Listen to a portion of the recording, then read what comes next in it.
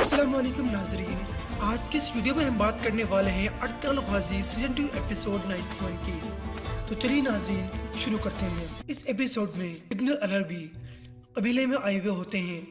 वो दरवेश से मालूम करते हैं और साथ में गनी भी होता है। वो मालूम करते हैं कि कबीले के क्या हालात हैं।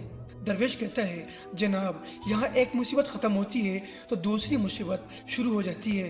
अर्तुगरुल भाई हर वक्त दुश्मनों से लड़ने में मसरूफ़ रहते हैं। तभी खेमे में अर्तुगरुल भाई दाखिल होते हैं और इब्न अरबी के गले लगकर उनके पास बैठ जाते हैं और दरवेश इसहाक से कहते हैं कि अर्तुगरुल को भी अंगूरों वाला शरबत पिलाएं। और इसहाक अंगूरे वाला शरबत अर्तुगरुल भाई की तरफ बढ़ाता है। अर्तुगरुल भाई अपने हाथ में लेकर शुक्रिया कहते हैं। तभी इब्न अरबी अर्तुगरुल भाई से कहते हैं, एक अंगूर को अर्क बनने में बहुत ज़्यादा वक्त लगता है। अर्क बनने के लिए अंगूर को अपने घर से जुदा होना पड़ता है और फिर शोलों में उबलना पड़ता है। हर खुशी पाने के लिए बहुत सारे दुखों को सहना पड़ता है। हर खुशी में एक जिद्दोजहद, एक तकलीफ और किसी से और ज़िंदगी से बहुत समझौता करना पड़ता है। तुम्हें इस सफ़र को जारी रखना है, कभी हिम्मत नहीं हारनी, ताकि तुम हज़ारों बीमारों का इलाज कर सको। बहुत से फिरौन और बहुत से शयातीन तुम्हारे लिए जाल बिछाएंगे, लेकिन तुम्हें उनका डटकर सामना करना है और तुम्हें वो काबू करने की लाख कोशिश करेंगे। लेकिन अल्लाह के हुक्म से तुम और तुम्हारी औलादें एक तारीख रकम करेंगे और अपनी कौम के लिए एक मिसाल बनेंगे और एक नई राह हमवार करेंगे। अर्तुगरुल भाई कहते हैं, जी इंशाअल्लाह, लेकिन जनाब इस मर्तबा मुझे लग रहा है कि मैं इस मुख्तलिफ मुसीबत में फंसा हुआ हूँ। भाइयों के साथ मेरे इख्तलाफ बहुत ज़्यादा पैदा हो गए हैं और मेरे अंदर की रूह कह रही है कि मुझे मज़ीद इनके लिए जंग नहीं लड़नी। तभी इब्न अरबी अर्तुगरुल भाई की बाजू पर हाथ रखते हुए कहते हैं कि याद करो, हज़रत यूसुफ अलैहिस्सलाम के भाइयों ने उन्हें कुएं में फेंक दिया था, लेकिन उन्होंने अपने भाइयों को माफ़ कर दिया था। अल्लाह हम सबको हज़रत यूसुफ अलैहिस्सलाम जैसा दिल अता फरमाए। अर्तुगरुल भाई आमीन कहते हैं। तभी दूसरी जानिब सहीर अर्तुगरुल भाई के लिए ख़त लिख रहा था, जिसमें वो अर्तुगरुल से इताअत करने के लिए बात लिखेंगे। ख़त लिखने के बाद वो ख़त नोयान को दिखाता है। नोयान ख़त देखकर दोबारा सहीर को वापस दे देता है और कहता है कि जब अर्तुगरुल ये ख़त पढ़ेगा तो फ़ौरन यहाँ चला आएगा। तभी एक तुर्क कबीले का बागी सरदार कहता है कि कल का दिन एक जंग का दिन है सुल्तान सहीर। तभी शहजादा सहीर उस ख़त को एक बंद करता है और उस सरदार से कहता है कि इस ख़त को फ़ौरन अर्तुगरुल भाई के कबीले अर्तुगरुल भाई तक पहुंचा दें। मैं कल उन्हें यहाँ अपने पास देखना चाहता हूँ। फिर नोयान बादशाह के पास जाता है और कहता है कि जब कल अर्तुगरुल यहाँ आएगा तो तुम्हें यहाँ नहीं होना चाहिए। मैं नहीं चाहता कि इस खून-रेज़ी में तुम जरा भी जख्मी हो। आसिफ पूछता है नोयान से कि तुर्गुत के साथ क्या होगा। नोयान कहता है यहाँ मौजूद कोई भी शख्स जिंदा नहीं बचेगा। जब सादतन यहाँ पहुँचेगा तब तक यहाँ सब कुछ खत्म हो चुका होगा। दूसरी जानिब तुतकीन भाई अपने खेमे में गोपची का दुपट्टा लेकर रो रहे होते हैं और वो गोपची के लिए बहुत ज्यादा परेशान हो रहे होते हैं। तभी वहाँ अर्तगल भाई भी तशरीफ ले आते हैं। तुतकीन रोते हुए कहता है न जाने वो जाहिल नोयान गोपची के साथ में क्या कर रहा होगा और गोपची न जाने किस मुश्किलों से दो चार हो रही होगी। मैं उसे इंशाल्लाह जरूर कबीले वापस लेकर आऊंगा, वरना ये जगह मेरे लिए खबर बन जाएगी। ये कहकर तुतकीन गुस्से में अपनी तलवार लेकर उठता है, लेकिन अर्तगल भाई उसे रोक लेते हैं। अर्तगल भाई तुतकीन को रोकते हैं और दिलासा देते हैं और कहते हैं मेरे भाई सब्र करो, सही वक्त आने पर हम कदम उठाएंगे। तभी अगले दिन सिपाही अब्दुर्रहमान अर्तगल भाई के खेमे में दाखिल होता है और कहता है कि भाई एक तुर्क सिपाही खत लेकर आया है। और अर्तगल भाई फौरन बाहर आते हैं और उस तुर्क सरदार से खत ले लेते हैं और कहता है मुझे खत सुल्तान सहीर ने भेजा है और मुझे जिम्मेदारी दी गई है कि मैं आपको अपने साथ लेकर आऊं। खत में लिखी तजवीज़ पर अमल करें तो आप मेरे साथ चलें। और अर्तगल भाई कहते हैं कि आप कबीले के दाखिली रास्ते पर मेरा इंतजार करें, मैं आपको बताता हूँ। और अर्तगल भाई खत लेकर वापस अपने खेमे में आ जाते हैं और वो खत अंदर जाकर अर्तगल भाई हलीमा सुल्तान को देते हैं और कहते हैं कि ये खत सहीर की तरफ से आया है। हलीमा खत खोलती हैं और जैसे पढ़ने लगती हैं वो काफ़ी परेशान हो जाती हैं खत पढ़ते हुए। अर्तगल भाई पूछते हैं हलीमा क्या लिखा है इस खत में। दूसरी जानिब गोपची और सुलेन खत्म होती है और गोपची धीरे धीरे अपने हाथ से रस्सी खोलने लगती है और वो अपनी किसी हद तक गोपची खातून अपनी रस्सी खोलने में कामयाब भी हो जाती है और गुंचा गुल अपना खाना तैयार करने में मसरूफ रहती है। और गोपची गुंचा गुल को ध्यान बांटने के लिए उसे अपनी बातों में लगा लेती है और कहती है कि तू तक मेरी खातिर यहाँ कभी नहीं आएगा, वो तुम लोगों के जाल में कभी नहीं फंसेगा।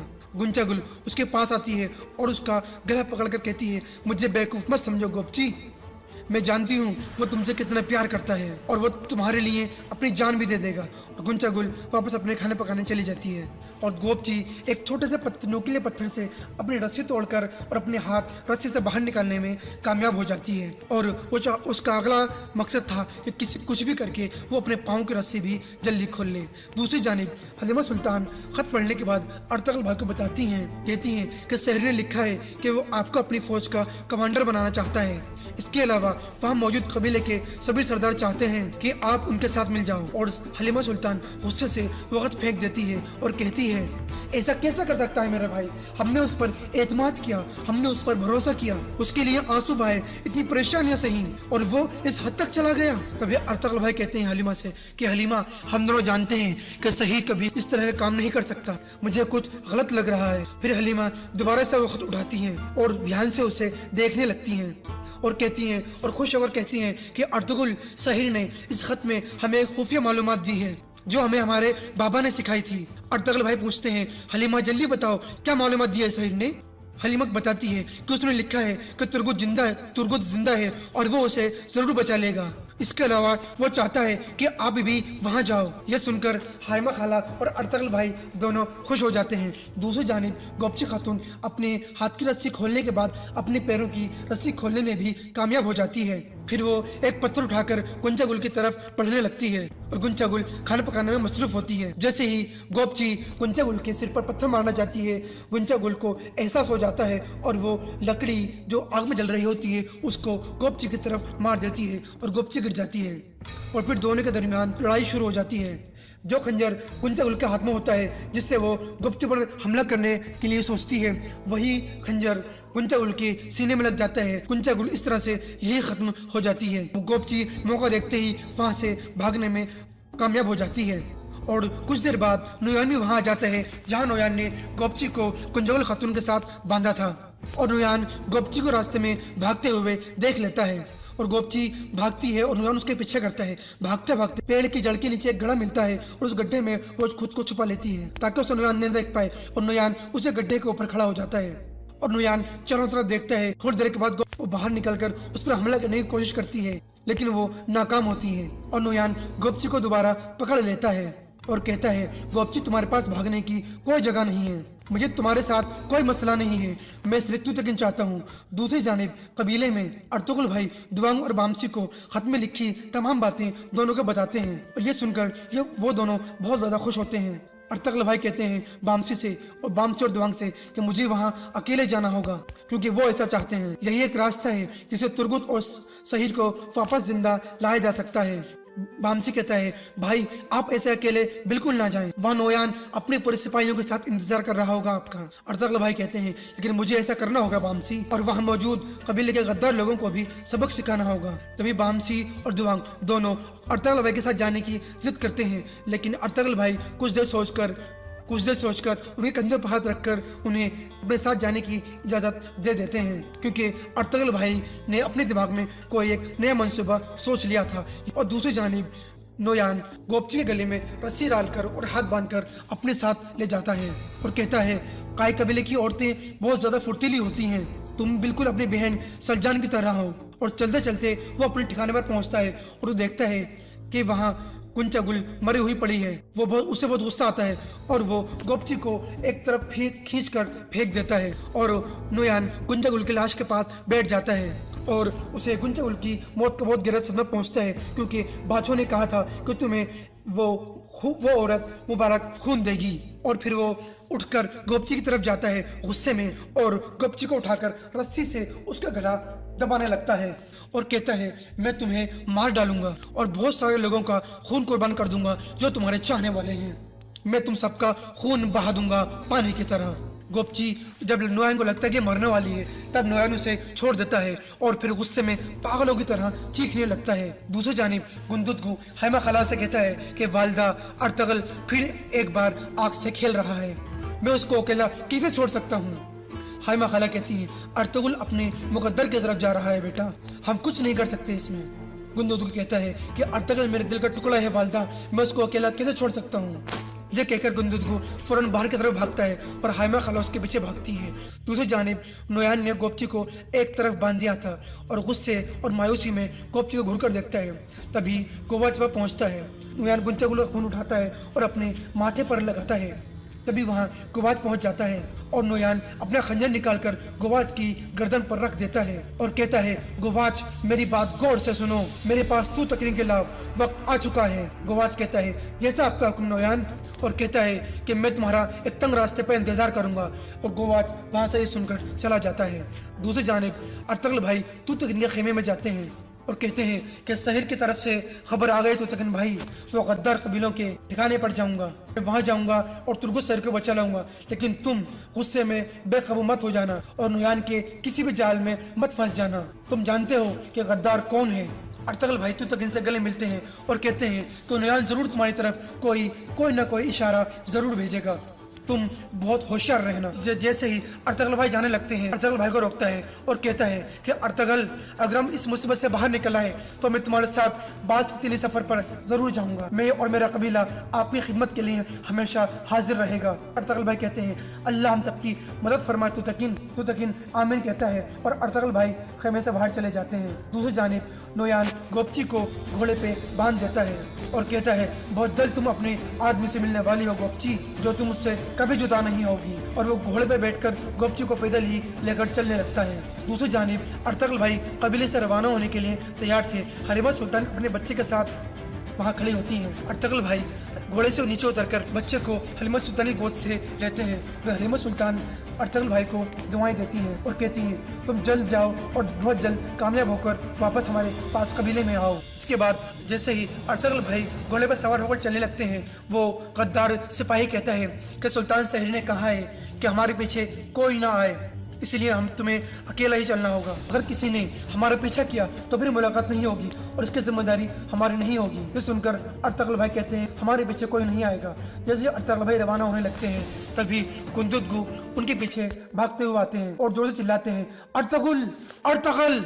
उसे अर्तुगरुल भाई को रोकने की कोशिश करते हैं। अर्तुगरुल भाई दूर से ही हाथ से इशारा कर देते हैं और फिर घोड़े पर सवार होकर चले जाते हैं। और हाइमा खाला गुंदुदगु हरिमा सुल्तान उन अर्तुगरुल भाई को जाते हुए देखते हैं। हाइमा खाला कहती हैं, हम अर्तुगरुल के लिए दुआएं करेंगे, जहाँ मेरा बेटा गया है वहाँ से वो कामयाब होकर वापस कबीले में लौटे। बाकी सभी आमीन कहते हैं। तो नाजरीन, हमारे एपिसोड यही खत्म होता है। वीडियो पसंद आने के बाद अपने वीडियो को लाइक और शेयर जरूर करें। मजीद वीडियो के लिए लाजमी चैनल को सब्सक्राइब करें। अल्लाह हाफिज। अस्सलामुअलैकुम नाजरीन, आज उस्मानिया सल्तनत की हम चौथी किस्त शुरू कर रहे हैं।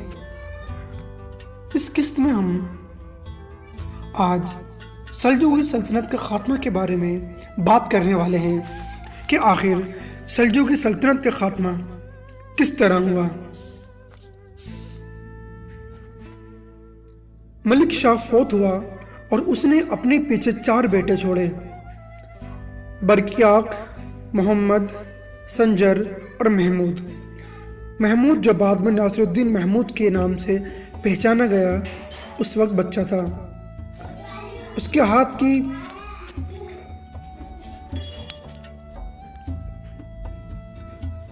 हाथ पर बैत की गई क्योंकि उसके माँ तुर्कान खातून को मलिक शाह की दौरे हुकूमत में बड़ी कद्र मंजिलत हासिल थी। महमूद तकरीबन 2 साल यानी कि 485 हिजरी मुताबिक 1092 तारीख मुताबिक 1094 हुक्मरान रहा, क्योंकि उनका और उनकी वालदा का विसाल हो गया था। उनके बाद रुकनुद्दीन अबुल मज़फ़र बरकियाक बिन मुल्क शाह आया और 498 हिजरी मुताबिक 1105 ईस्वी तक हुक्मरान रहा। फिर रुकनुद्दीन मुल्क शाह सानी के हाथ पर बैत हुई और इसी साल इक़्तिदार ग़ियासुद्दीन अबू शुजा मोहम्मद के हाथ लगा और वो 511 हिजरी मुताबिक 1128 तक मसनद हुकूमत पर जलवा अफरोज रहे। अजीम दौलत सल्जूकिया का आखिरी हुक्मरान ग़ियासुद्दीन अबू शुजा मोहम्मद था। अजीम सल्तनत सल्जूकिया का आखिरी हुक्मरान ग़ियासुद्दीन अबू शुजा मोहम्मद था, जिसका पाया तख्त मावराउल नहर का इलाका था और खुरासान, ईरान और इराक के इलाकों पर भी उसकी हुक्मरानी थी। बिला आखिर 522 हिजरी 1128 ईस्वी में सल्जूकी सल्तनत शाहनत ख्वारज़म के हाथों ख़त्म हो गई।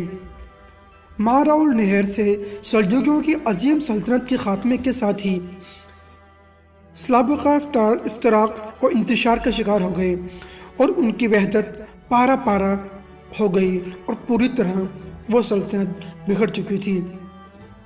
उनकी ताकत इस कदर कमज़ोर हो गई है कि सल्जूकी मुत्तहिद गिरोहों और बाहिम मुतशाद्दम लश्करों में तब्दील हो गए, जो तख्त व ताज हासिल करने के लिए बाहिम दस्त गिरा रहते थे। अजीम सल्जूकी दौलत कई छोटी छोटी इमारात और दुवल में तकसीम हो गई और ये इमारात और सल्तनतें किसी एक सुल्तान के इक़्तिदार को कबूल करने के लिए तैयार ना हुई, जैसा कि वो सुल्तान तुगरुल बेग और सुल्तान अरसलान और सुल्तान मलिक शाह और उनके खिलाफ के दौर में मुत्तहिद रही थी। हर एक इलाका खुद मुख्तार था, हर एक का अपना फरमारवा था और इन छोटी छोटी इमारात में किसी किस्म का ताउन नहीं था। इस इफ्तराक व इंतशार के नतीजे में मावराउल नहर से एक और ताकत उभर कर सामने आई। ये ख्वारज़मी सल्तनत थी जो एक अरसे तक मंगोली हमलों का डटकर मुकाबला कर रही थी। ख्वारज़मी सल्तनत के साथ सल्जूकी इमारत इराक और शाम के शुमाल में कायम हुई, जो ताबक इमारत के नाम से पहचानी जाती थी। इस अरसे में सलाहतन रोम के सल्तनत सामने आई। ये वो सल्तनत थे जिसने सलीबी हमलों को रोका और एशिया कोचक का शुमाल मगरिब को नादुश्मन की दहशत बर्दे पर्दे से महफूज रखा, लेकिन यह सल्तनत मंगोलियों के ताबड़तोड़ हमलों का मुकाबला कर सकी ना कर सकी और बिला आखिर इन गरत गिरों ने इस इलाके में तबाही मचा दी। सल्जूकी सल्तनत के सुकूत में मुत्तहिद अहलकार फरमा थे और यही अवामिल अब्बासी खिलाफत के सुकूत का पेशा खैमत साबित हुए। इन अवामिल में से चंद ये बातें हैं। नंबर 1, सल्जूकी घर के अंदर भाइयों, चचाओं, बेटों और पोतों के दरमियान तख्त व ताज को लेकर मारामारी होनी शुरू हो गई थी। नंबर 2, बाज़ उमरा, वज़रा और अताकबों के तरफ से सल्जूकी हुक्मरानों के दरमियान फितना और फसाद की आग भड़का दी गई थी। नंबर 3, हुकूमती उमूर में ख्वातीन का अमल दखल हो चुका था। नंबर 4, अब्बासी खलीफा का सल्जूकी फौजी क़ुव्वत के सामने कमज़ोर और बेबस होना और हर ताकतवर सल्जूकी सल्तनत के ताजिर की हुकूमत को तस्लीम करके खुतबे में उसके नाम को शरीक करने की इजाज़त दे देना और इस सिलसिले में एहतियात ना करना। नंबर 5, सल्जूकी सल्तनत का शाम, मिस्र और इराक़ को अब्बासी खिलाफत के झंडे के नीचे मुत्तहिद करने में नाकाम होना। नंबर 6, सल्जूकियों का मुख्तलिफ गिरोहों में तकसीम होकर हमेशा एक दूसरे के खिलाफ बरसर पैकार रहना, इसी चीज़ ने इनकी क़ुव्वत का ख़ात्मा किया, हत्ता कि इराक़ में उनकी सल्तनत ख़त्म हो गई। नंबर 7, सल्जूकी सल्तनत के ख़िलाफ़ बातिनियों की मज़मूम साजिशें और सल्जूकी सलातीन इनके कायदीन और ज़ामा को धोखे से कत्ल करने के लिए उनकी मसलसल कोशिशें और खूनी हमले। नंबर 8, समुंदर पार से आने वाले सलीबी जंगजू और सल्जूकी सल्तनत का यूरोप से आने वाले वैश्य जंगजू लश्करों के साथ टकराव, उनके अलावा कई दूसरे असबाब भी थे, लेकिन इस बात से भी इनकार नहीं कि अपने दौरे हुकूमत में सल्जूकियों ने बहुत ही अजीम कारनामे सर अंजाम दिए थे, जिनमें से अहम तरीन दर्ज झेल हैं। तो चलिए नाजरीन, हम आपको बताते हैं वो कौन से काम हैं जिन्हें सल्जूकी सुल्तानों ने अंजाम दिए। नंबर 1, दौलत सल्जूकी के बदौलत अब्बासी खिलाफत का जवाल करीबन 2 सदियों मौखिर हो गया। अगर सल्जूकी ना होते तो शिया राफिज़ों के हाथों बहुत पहले अब्बासी खिलाफत का वजूद मिट जाता। नंबर 2, मिस्र की सल्तनत अब्दी यानी फातिमी सल्जूकियों की ताकत की वजह से मशरिक के अरब मुसलमानों को बातिनी अब्दी राफजी सल्तनत के झंडे तले जमा न कर सकी और इस तरह उनके मज़मूम मक़ासद पूरे ना हुए। नंबर 3, दौलत सल्जूकी की कोशिशें इस्लामी मशरिक के इत्तिहाद की तमहीद और पेश ख़ैमा थी और ये इत्तिहाद सुन्नी सल्तनत अब्बासी के झंडे के नीचे सुल्तान सलाहुद्दीन अय्यूबी के हाथों मुकम्मल हुआ। नंबर 4, सल्जूकियों ने अपने ज़ेर निगरां खत्ते में इल्मी और इंतज़ामी तरक्की के हवाले से बड़ा अहम किरदार अदा किया और इस इलाके में अमन और अमान कायम किया। नंबर 5, बैजंती शहनशाहियत की तरफ से होने वाले सलीबी हमलों का डटकर मुकाबला किया और काफ़ी हद तक मंगोली खतरे से निपटने की कोशिश भी की। नंबर 6, इन इलाकों में सुन्नी मज़हब की तरवीज की कोशिश की और सुन्नी उलमा की कदर व मंजिलत को बढ़ाया। ये है सुन्नी सल्जूकियों के बारे में एक मुख्तसर सा जायज़ा और दीन इस्लाम की खिदमत में उनके किरदार का तज़किरा बिलाशुबा ये जुल्म, झूठ और बहतान होगा अगर हम इन चंद लोगों की सुन्नी सुनाई बातों पर कान धरें जो इन जवान मर्द और शजा मुजाहिदीन इस्लाम के बारे में सरापा बातें करते हैं, जैसे प्रोफेसर नजीब ज़ैब ने तारीख़ मगरिब और इंग्लिश के उन्वान से जनरल इंसाइक्लोपीडिया में उनके तरफ की कई मनगढ़ंत बातें मुंसब करके उनकी सीरत को दागदार करने की मज़मूम कोशिश की है। ہم عثمانیہ سلطنت کی دوسری فصل کے بارے میں بات کرنے والے ہیں، دولت عثمانیہ کا قیام اور فتوحات کا سلسلہ۔ چلیے شروع کرتے ہیں۔ عثمانیوں کا تعلق ایک ترکمانی قبیلے سے ہے جو 7ویں صدی ہجری بمطابق 13ویں صدی عیسوی کو کرستان میں آباد تھا اور چراواہ پیشہ کرتا تھا۔ چنگیز خان کی قیادت میں جب منگولیوں نے عراق اور ایشیا کوچک کے مشرقی علاقوں پر حملے کیے تو عثمان کا دادا سلیمان اپنے قبیلے کے ساتھ ہجرت کر کے کردستان سے اناضول کے علاقوں میں آبسا اور اخلاط کے شہر کو اپنا مستقل بنایا۔ یہ 617 ہجری 1200 عیسوی کی بات ہے۔ سلیمان شاہ 668 ہجری بمطابق 1230 کو فوت ہوا اور اپنے منجلے صاحبزادے ارطغرل کو اپنا جانشین مقرر کیا۔ ارطغرل اناضول سے شمال مغرب کی طرف مسلسل بڑھتا رہا۔ اس کے ساتھ تقریباً 100 خاندان اور 400 سے زیادہ شہ سوار تھے۔ عثمان کا والد ارطغرل جب اپنے قبیلے کو لے کر منگولیوں کے خطرے سے بچنے کے لیے بھاگا تو اس کی تعداد 400 خاندانوں سے زیادہ نہیں تھی۔ راستے میں ایک مقام پر اچانک شور و غول بلند ہوا۔ ارطغرل جب قریب پہنچا تو دیکھا کہ مسلمانوں اور نصرانیوں کے درمیان جنگ کا میدان گرم ہے اور بیزنطین عیسائی مسلمانوں کے پیچھے دھکیل رہے ہیں۔ ارطغرل کے پاس اس کے علاوہ اور کوئی چارہ کار نہیں تھا کہ وہ پوری شجاعت اور بہادری کے ساتھ آگے بڑھے اور اپنے ہم مذہب ہم عقیدہ بھائیوں کو اس مشکل سے نکالے۔ ارطغرل نے اس زور سے حملہ کیا کہ نصرانیوں کے پاؤں اکھڑ گئے اور اس کی پیش قدمی مسلم لشکر کے فتح کا سبب بن گئی۔ جب مغر کا راز ختم ہوا تو سلجوقی اسلامی لشکر کے سپہ سالار نے ارطغرل اور اس کے دستے کی بروقت پیش قدمی کی تحسین کی۔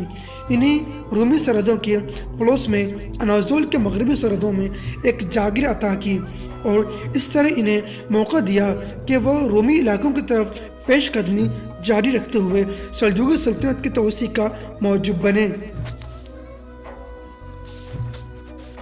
سلجوقیوں کو ارطغرل اور اس کے قبیلے کی صورت میں ایک طاقتور حلیف مل گیا تھا جس نے رومیوں کے خلاف جہاد میں ان کا پورا ساتھ دیا۔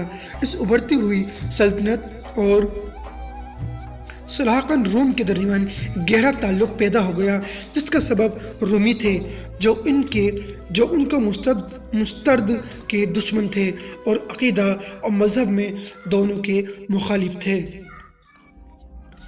ارطغرل جب زندہ تھا محبت کا یہ تعلق باقی رہا حتیٰ کہ جب 699 ہجری 1299 عیسوی میں اس کا وصال ہوا تو اس نے اپنے بیٹے عثمان کو اپنا نائب مقرر کیا اور عثمان اراضی روم کی طرف پیش قدمی کر کے سلجوقی سلطنت کی توسیع کی سابقہ پالیسی پر قائم رہا۔ اب اس سے آگے ہم پہلی بحث کرنے والے ہیں دولت عثمانیہ کا بانی عثمان کے بارے میں۔ تو چلیے شروع کرتے ہیں۔ 656 ہجری 1258 عیسوی ارطغرل کے ہاں ایک بیٹا پیدا ہوا۔ والدین نے اس کا نام عثمان رکھا۔ اسی عثمان کی طرف عثمانی سلطنت منسوب کی جاتی ہے۔ یہ اسی سال کی بات ہے جس سال ہلاکو خان کی قیادت میں منگولیوں نے عباسی خلافت کے دارالحکومت بغداد پر حملہ کیا تھا۔ بڑے واقعات پیش آئے، مسلمانوں نے بڑی مصیبتیں دیکھیں۔ ابن کثیر لکھتے ہیں وہ شہر کی طرف پلٹے، مرد عورتیں بچے بوڑھے جوان ادھیڑ عمر جو بھی ملا اسے قتل کرتے چلے گئے۔ بہت سے لوگ غیر آباد کنووں جنگلوں اور ویرانوں میں چھپ گئے اور ایک عرصے تک غائب رہے۔ کئی لوگ دکانوں میں جمع ہوئے اور اپنے آپ پر دروازوں کو بند کر دیا۔ تاریخوں نے دروازوں کو آگ لگا کر یا توڑ کر کھول لیا اور کشتیوں کے رشتے لگا دیے۔ جو بچ گئے پہاڑی چوٹیوں کی طرف بھاگ گئے ان وحشیوں نے یوں خوریزی کی کہ خون گلیوں میں بارش کے پانی کی طرح بہتا تھا۔ کسی کی جان بخشی نہ ہوئی سوائے یہودیوں، نصرانیوں اور ان لوگوں کے جنہوں نے ان کی پناہ لی۔ یہ بہت بڑا واقعہ اور عظیم حادثہ تھا جس سے امت مسلمہ کو گزرنا پڑا، ایک ایسی امت جو اپنے گناہوں اور نافرمانیوں کی وجہ سے کمزور ہو گئی اور اس کی طاقت جاتی رہی تھی۔ تاتاریوں نے دل کھول کر خوریزی کی، بے شمار انسانوں کو قتل کیا، مال و دولت کو لوٹ لیا، گھروں کی اینٹ سے اینٹ بجا ڈالی۔ ان مشکل حالات میں جبکہ امت مسلمہ من حیثیت مجموعی مٹ چکی تھی، دولت عثمانیہ کا موسم عثمان پیدا ہوا۔ یہاں پر ایک نہایت ہی لطیفہ نکتہ موجود ہے، اور وہ یہ کہ امت مسلمہ جب ضعیف وہ نکبت کی انتہا کو پہنچ چکی تھی، وہاں سے اسے دوبارہ عروج و تمکنت حاصل ہوئی اور وہ عزت سے کامیابی کی انتہا بلندیوں کی طرف پرکشا ہونے کے لیے تیار ہو گئی۔ یہ حکومت خداوندی ہے، وہ جیسے چاہتا ہے ویسے ہوتا ہے، اس کا حکم نافذ ہو کر رہتا ہے۔ نشاد خداوندی ہے۔ ترجمہ: بے شک فرعون متکبر بن گیا سرزمین مصر میں، اور اس نے بنا دیا وہاں کے باشندوں کو گروہ گروہ۔ وہ کمزور کرنا چاہتا تھا ایک گروہ کو، ان میں سے ذبح کیا کرتا ان کے بیٹوں کو اور زندہ چھوڑ دیتا ان کی عورتوں کو۔ بے شک وہ فساد کرنے والوں سے تھا۔ ایک دوسری جگہ فرمایا، اور ہم چاہ کر احسان کریں ان لوگوں پر جنہیں کمزور مار دیا گیا۔ بلا شبہ اللہ تعالیٰ اس بات پر قادر ہے کہ اپنے کمزور بندوں کو صرف ایک دن یا دن کے کچھ حصے میں بلکہ پل جھپکنے کی دیر میں تسلط بخش دے۔ ارشاد باری تعالیٰ ہے، ہمارا فرمان کسی چیز کے بارے میں جب ہم ارادہ کرتے ہیں اس کے پیدا کرنے کا، صرف اتنا کہتے ہیں کہ ہم اسے حکم دیتے ہیں اور وہ ہو جاتا ہے۔ اہل حق اللہ تعالیٰ کے وعدے کے بارے میں بے صبری کا مظاہرہ نہیں کرتے۔ اللہ اپنے بندوں سے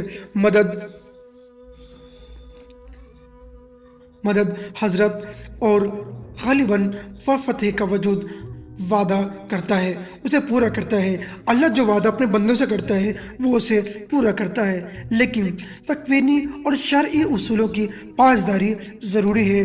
اللہ کریم کے یہاں ثابت قدمی سے چلتے رہنا لازم ہے۔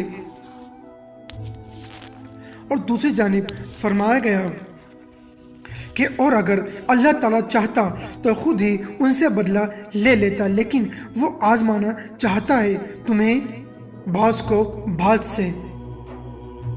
اللہ تعالیٰ جب کسی چیز کا ارادہ فرماتا ہے تو اس کے لیے اسباب پیدا فرما دیتا ہے اور اپنے ارادے کو تدریجا تھوڑا تھوڑا کر کے پورا کرتا ہے، نہ کہ یک بارگی۔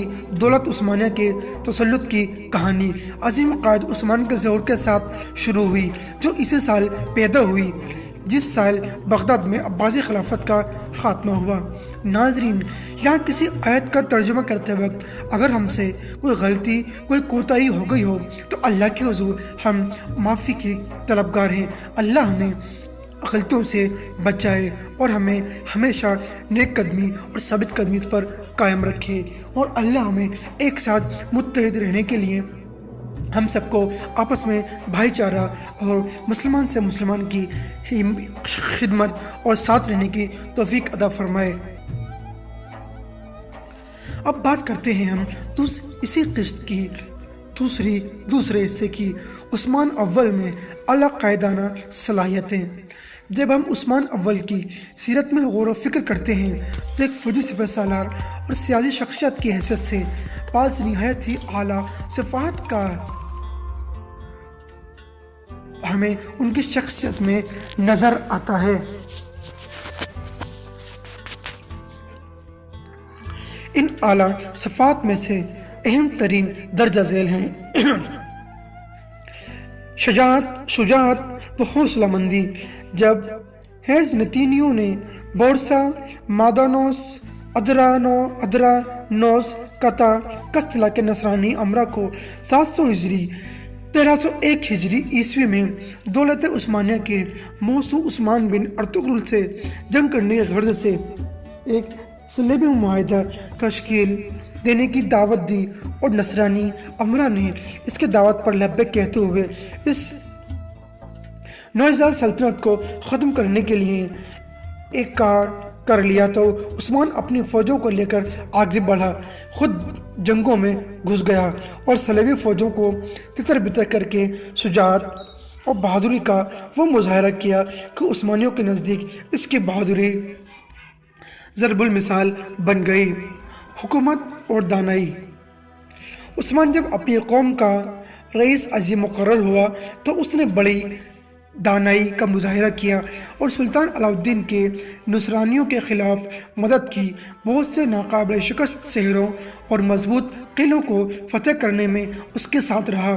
اسی وجہ سے دولت سلجوقیہ روم کے فرما روا سلجوقی سلطنت سلطان علاء الدین نے اسے بڑی عزت دی، اسے اپنے نام کا سکہ ڈالنے اور اپنے ماتحت علاقوں میں اپنے نام کا خطبہ پڑھنے کی اجازت دے دی۔ اب بات کرتے ہیں عثمان کے اخلاق و اخلاص کے بارے میں۔ عثمان کی زیر نگرانی علاقوں کے قریب بسنے والے لوگوں کو جب اس بات کا علم ہوا کہ وہ دین اسلام کا ایک مخلص سپاہی ہے تو وہ اس کی مدد پر کمر بستہ ہو گئے اور ایک ایسی اسلامی سلطنت کی ستونوں کو مستحکم کرنے کے لیے اٹھ کھڑے ہوئے جو اسلام دشمن سلطنت کے سامنے ناقابل عبور دیوار بن کر کھڑی ہو گئی۔ یہاں ہم بات کریں گے عثمان کے صبر اور استقامت کی۔ جب عثمان نے قلعوں اور شہروں کو فتح کرنا شروع کر دیا تو صفت ان کے شخصیت میں بہت نمایاں ہو کر سامنے آئی۔ 707 ہجری میں اس نے ایک کے بعد ایک قطع، لفق، آقا حصار، فوج حصار کے قلعے فتح کیے۔ 712 ہجری کبوجہ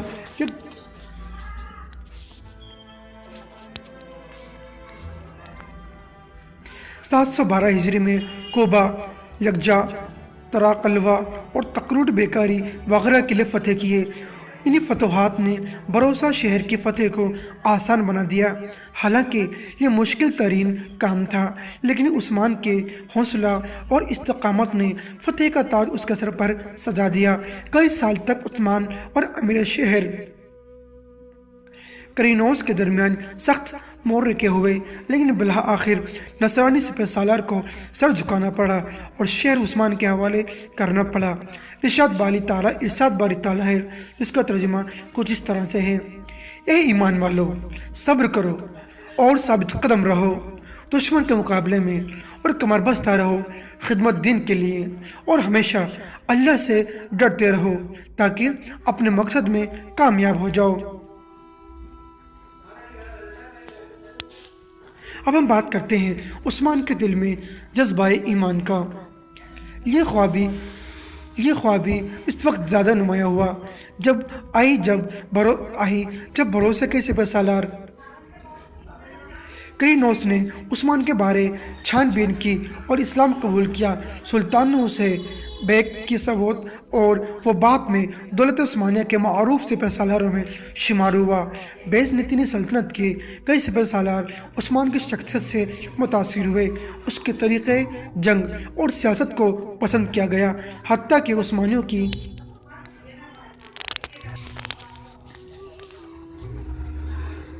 اسلام قبول کر لیا۔ سلطان نے اسے اور بعد میں دولت عثمانیہ کے معروف سپہ سالاروں میں شمار ہوا۔ بیزنطینی سلطان کے کئی سپہ سالار عثمان کی شخصیت سے متاثر ہوئے اور اس کے طریقے جنگ اور سیاست کو پسند کیا، حتیٰ کہ عثمانیوں کی صفیں نہ مسلم سپہ سالاروں سے بھر گئیں، بلکہ بہت سی اسلامی جماعتیں خدمت اسلام کے جذبے سے سرشار سلطان عثمانی کے جھنڈے کے نیچے جمع ہو گئیں، جیسے جماعت غزایا روم یعنی رومی غازی۔ یہ وہ اسلامی جماعت ہے جو حدود روم پر نظر رکھتی تھی اور ہمیشہ سرحد پر خیمہ زن رہتی تھی۔ یہ جماعت عباسی خلافت کے دوسرے دور سے رومی حملوں کے سامنے صد سکندری بنی ہوئی تھی۔ ہمیشہ سرحد پر رہنے کی بدولت رومیوں کے خلاف جہاد کے سلسلے میں اس جماعت کو بڑے تجربات حاصل ہوئے اور کافروں کی اخلاقی گراوٹ نے ان کی اسلام سے وابستگی اور نظام اسلامی پر یقین بہت پختہ کر دیا تھا۔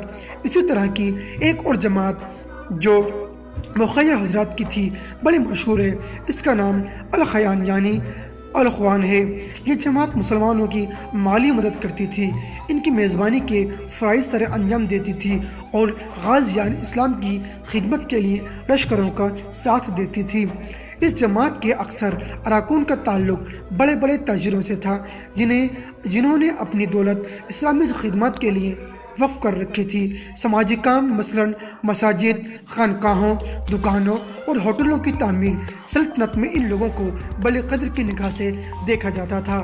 اس جماعت میں ممتاز علماء بھی شامل تھے جو اسلامی تہذیب کی ترویج کا فریضہ انجام دیتے تھے اور لوگوں کے دلوں میں تمسک بار-دین کا جذبہ پیدا کرتے تھے۔ ایک جماعت حاجیوں پر مشتمل تھی، اس کا نام تھا حاجیات روم یعنی حجاج ارض روم۔ اس جماعت کا کام اسلامی شعور کی بیداری، اسلامی علوم کے ترویج و اشاعت اور اسلامی تشریعات و قوانین میں گہری بصیرت پیدا کرنا تھا۔ ان کے علاوہ کئی دوسری جماعتیں بھی تھیں جن کا ہدف مسلمانوں کی بالعموم اور مجاہدین کی بالخصوص مدد کرنا تھا۔ اب ہم یہاں بات کرنے والے ہیں عثمان کی عدل و انصاف کی۔ تو چلیے اب بات کرتے ہیں عثمان کے عدل اور انصاف کی۔ اکثر ترکی مراجع جنہوں نے عثمانیوں کی تاریخ قلم بند کی ہے بیان کرتے ہیں کہ ارطغرل نے اپنے بیٹے عثمان بانی دولت عثمانیہ کو قراجہ حصار میں قاضی مقرر کیا۔ یہ اس دور کی بات ہے جب 684 ہجری 1285 عیسوی میں اس شہر پر مسلمانوں کا قبضہ ہوا۔ عثمان نے ایک جھگڑے میں ایک مسلمان کے خلاف حکم سناتے ہوئے بیزنطی نصرانی کے حق میں فیصلہ کر دیا۔ بیزنطی کو اس سے بڑا تعجب ہوا اور اس نے عثمان سے پوچھا، آپ نے میرے حق میں فیصلہ کیسے دے سکتے ہیں جبکہ میں آپ کے دین پر نہیں ہوں؟ تو عثمان نے اسے جواب دیا، میں آپ کے حق میں فیصلہ کیسے نہ دوں جبکہ اللہ تعالیٰ جس کی ہم بندگی کرتے ہیں ہم سے فرماتا ہے۔ اس کا ترجمہ ہے کہ بے شک اللہ تعالیٰ حکم فرماتا ہے تمہیں کہ ان کے سپرد کرو امانتوں کو جو ان کے اہل ہیں، اور جب بھی فیصلہ کرو